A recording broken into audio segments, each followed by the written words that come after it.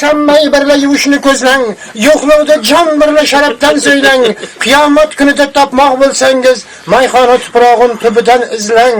Ey may sen mashuqasan, men senga shaydo, shunday ichamanki o'lsam ul sharob, hidi mazorimdan chiqsin gurkirab, xumori yelatsa qabrim boshidan, isi elasin aylasin xarob. Rahmat rais so'z berganim uchun hammalaringizga mana shunday yaxshi kunlar yetkazdim.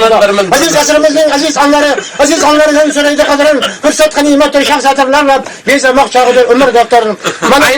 Mana bugun Ravshanjon misol kechasida o'tiribmiz. Baxt kechasida o'tiribmiz. Baxt kechasi hayotning eng ajoyib baxti albatta. Mana shu 7 yosh bo'l ota-onalardek hayotimizning eng ajoyib insoni bo'lib yetsin. Hayotimizda bo'lsin olim, bo'lsin ajoyib inson.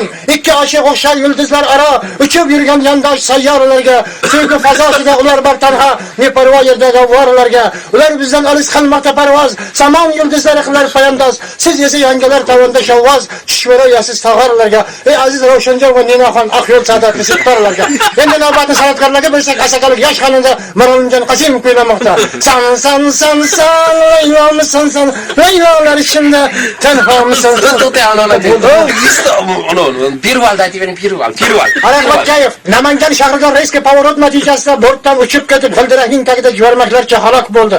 Araqvat Kayevning nomi oramizda abadiy saqlanib qoladi.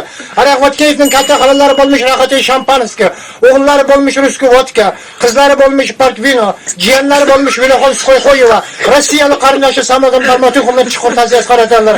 Ta'ziya o'tuvchi kishi alkogollar tashkilotining raisi Sativaldiyev Chuvati Qusuvardiyevich degan.